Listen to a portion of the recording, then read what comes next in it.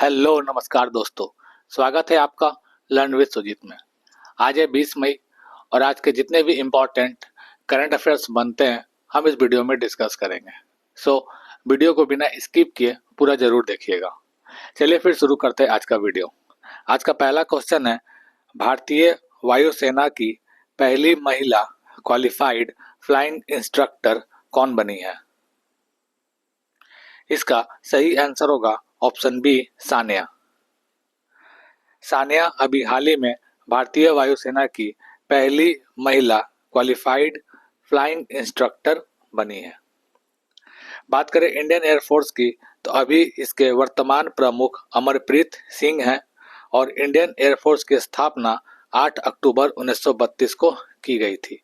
इसीलिए प्रतिवर्ष 8 अक्टूबर को भारतीय वायुसेना दिवस मनाया जाता है। अगला क्वेश्चन है, हाल ही में प्रधानमंत्री नरेंद्र मोदी को किस देश का सर्वोच्च नागरिक सम्मान grand cross of the royal Norwegian order of merit से सम्मानित किया गया है? इसका सही आंसर होगा ऑप्शन डी, नॉर्वे। प्रधानमंत्री नरेंद्र मोदी को अभी हाल ही में नॉर्वे का सर्वोच्च नागरिक सम्मान grand cross of the royal Norwegian order से सम्मानित किया गया है। अभी हाल ही में प्रधानमंत्री नरेंद्र मोदी को स्वीडन का भी सर्वोच्च नागरिक सम्मान royal order of polar star commander grace cross से भी सम्मानित किया गया था, तो इसे भी ध्यान में रखिएगा। अगला क्वेश्चन है, इटालियन ओपन 2026 पुरुष एकल वर्ग का खिताब किसने जीता? इसका सही आंसर होगा ऑप्शन ए, जैनिक सिनर। इटली के जैनिक सिनर इटालियन ओपन 2026 पुरुष एकल वर्ग का खिताब जीत लिया है। फाइनल मुकाबले में उन्होंने कैस्पर रूड, जो कि नॉर्वे के प्लेयर हैं, उन्हें हराया। बात करें महिला वर्ग की तो महिला एकल वर्ग का खिताब यूक्रेन की एलिना स्वितोलिना ने जीता है। उन्होंने फाइनल मुकाबले में यूएसए की कोको गोफ को हराया। यहाँ पे दो नाम और भी हैं, एक सिमोन बोलेली और एंड्रिया वावासोरी। ये दोनों इटली के प्लेयर हैं और ये दोनों ने पुरुष युगल वर्ग का खिताब जीता है। इन दोनों ने पुरुष युगल वर्ग का खिताब इसमें जीता है। अगला क्वेश्चन है, हाल ही में कामी रीता शेरपा ने कितनी बार माउंट एवरेस्ट फतह करके दुनिया का सबसे बड़ा रिकॉर्ड बनाया? इसका सही आंसर होगा ऑप्शन बी, 32वीं बार। नेपाल के प्रसिद्ध पर्वतारोही कामी रीता शेरपा ने 32वीं बार माउंट एवरेस्ट फतह करके दुनिया का सबसे बड़ा रिकॉर्ड बना लिया है। अगला क्वेश्चन है, भारत और किस देश के बीच दुनिया का सबसे बड़ा मानव निर्मित फ्रेश वाटर रिजर्वायर बनाने के लिए कल्पसर परियोजना पर समझौता हुआ है? इसका सही आंसर होगा ऑप्शन डी, नीदरलैंड। भारत और नीदरलैंड के बीच दुनिया का सबसे बड़ा मानव निर्मित फ्रेश वाटर रिजर्वायर यानी कि मीठे जल का जलाशय बनाने के लिए कल्पसर परियोजना पर समझौता किया गया है। बात करें कल्पसर परियोजना की तो यह प्रोजेक्ट, इसे खंबात की खाड़ी विकास परियोजना के नाम से भी जाना जाता है। यह गुजरात सरकार की एक अत्यंत महत्वाकांक्षी जल संसाधन और बुनियादी ढांचा परियोजना है।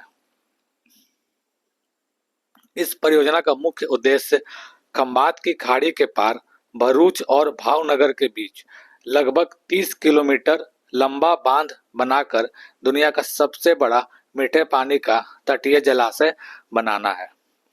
इस परियोजना के लिए भारत सरकार और नीदरलैंड के बीच जल प्रबंधन को लेकर तकनीकी समझौता अभी हाल ही में हुआ है। दोस्तों, ये फैक्ट्स को जानना जरूरी है क्योंकि आजकल का जो क्वेश्चन का पैटर्न है वो स्टेटमेंट बेस्ड हो गया है। इसलिए सिर्फ वन लाइनर से काम नहीं चलेगा। क्वेश्चन से जो भी इंपॉर्टेंट फैक्ट्स बनते हैं उसे भी देखना पड़ेगा। अगला क्वेश्चन है, भारत का पहला satellite tagged Ganga soft shell कछुआ किस राष्ट्रीय उद्यान में छोड़ा गया है? इसका सही आंसर होगा ऑप्शन सी, काजीरंगा। काजीरंगा राष्ट्रीय उद्यान में भारत का पहला satellite tagged Ganga soft shell कछुआ को छोड़ा गया है। काजीरंगा असम राज्य में स्थित है। बात करें असम की, तो देश की पहली वंदे भारत स्लीपर ट्रेन गुवाहाटी और कोलकाता के बीच चलेगी। 8वां राज्य वेतन आयोग बनाने वाला भारत का पहला राज्य असम बना। बोडो समुदाय द्वारा बागुरुम्बा नृत्य उत्सव असम में आयोजित किया गया। अवैध शिकार को रोकने के लिए एआई संचालित थर्मल ड्रोन निगरानी प्रणाली का उद्घाटन असम में किया गया। 79वीं राष्ट्रीय फुटबॉल चैंपियनशिप संतोष ट्रॉफी का आयोजन असम में किया गया। चाय बागानों में काम करने वाले मजदूरों के लिए एती कोली दूती पाट योजना असम ने लॉन्च की। सतलज जल विद्युत निगम ने 70 मेगावाट की धुबरी सौर परियोजना शुरू की है। पीएम मोदी द्वारा नॉर्थ ईस्ट की पहली इमरजेंसी लैंडिंग फैसिलिटी का उद्घाटन असम में किया गया। भारत की पहली जलमग्न सड़क रेल सुरंग को मंजूरी असम सरकार ने दी है। चर्चा में रही कोपिली हाइड्रो प्रोजेक्ट का संबंध असम राज्य से है और 87वां सीआरपीएफ का स्थापना दिवस असम के गुवाहाटी में मनाया गया। अगला क्वेश्चन है, हाल ही में पीजीए चैंपियनशिप जीतने वाले पहले भारतीय मूल के ब्रिटिश गोल्फर कौन बने हैं? इसका सही आंसर होगा option A, Aaron Rai. Aaron Rai PGA championship जीतने वाले पहले भारतीय मूल के ब्रिटिश गोल्फर बन गए हैं। वहीं अगर बात करें भरत सिंह चौहान की, तो भरत सिंह चौहान अभी हाल ही में राष्ट्रमंडल शतरंज संघ के अध्यक्ष बने हैं। भरत सिंह चौहान राष्ट्रमंडल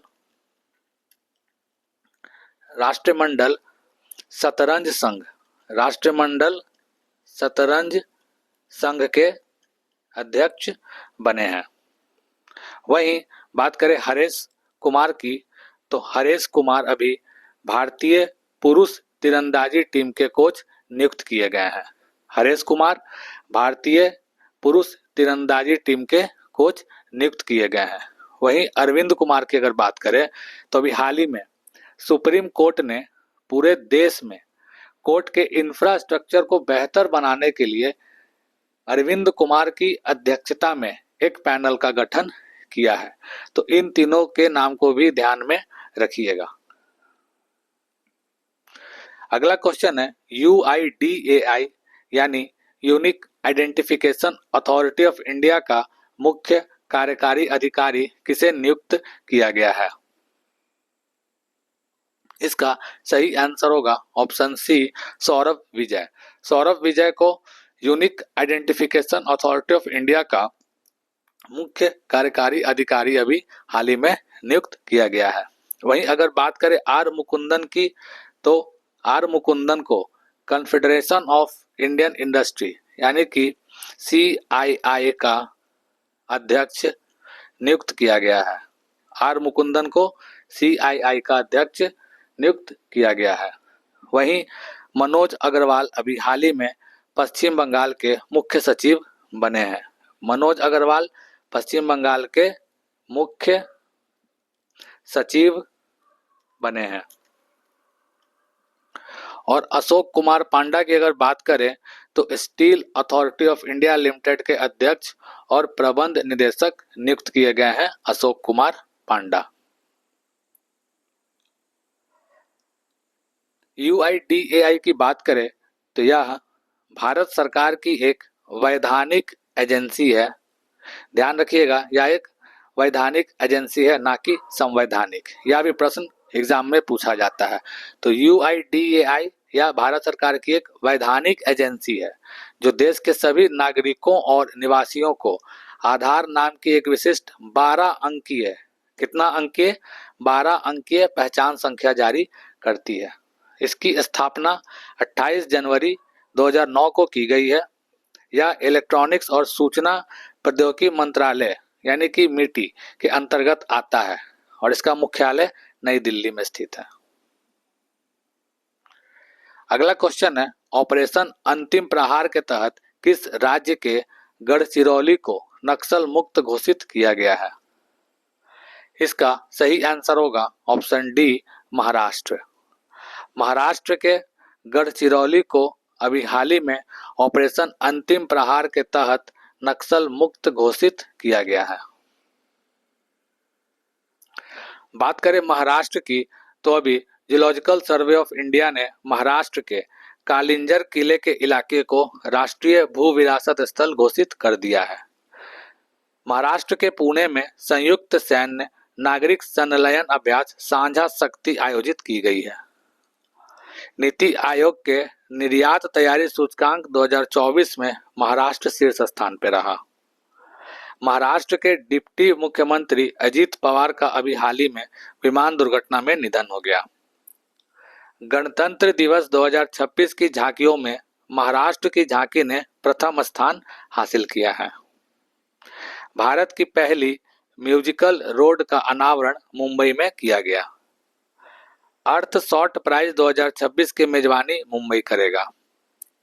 our Lady of Grace cathedral church को कल्चरल हेरिटेज कंजर्वेशन के लिए 2025 यूनेस्को एशिया पैसिफिक अवार्ड मिला है और हट्टी रिसाला महोत्सव महाराष्ट्र में मनाया गया।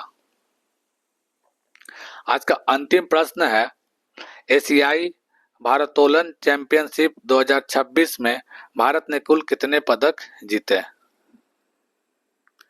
इसका सही आंसर होगा ऑप्शन बी, 10 पदक। एशियाई भारोत्तोलन यानी कि एशियन वेट लिफ्टिंग चैंपियनशिप 2026 में भारत ने कुल 10 पदक जीते हैं। वहीं अगर बात करें एशियन बॉक्सिंग अंडर 15 चैंपियनशिप की तो एशियन बॉक्सिंग अंडर 15 चैंपियनशिप में भारत ने कुल 27 पदक जीते हैं। तो दोस्तों, ये थे आज के कुछ important current affairs. I hope आपको वीडियो पसंद आया हो। वीडियो अगर पसंद आता है तो प्लीज़ वीडियो को लाइक और शेयर जरूर करें, साथ ही साथ चैनल को सब्सक्राइब भी जरूर करें।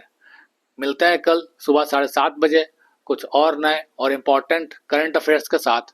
तब तक के लिए पढ़ते रहिए और बढ़ते रहिए। धन्यवाद।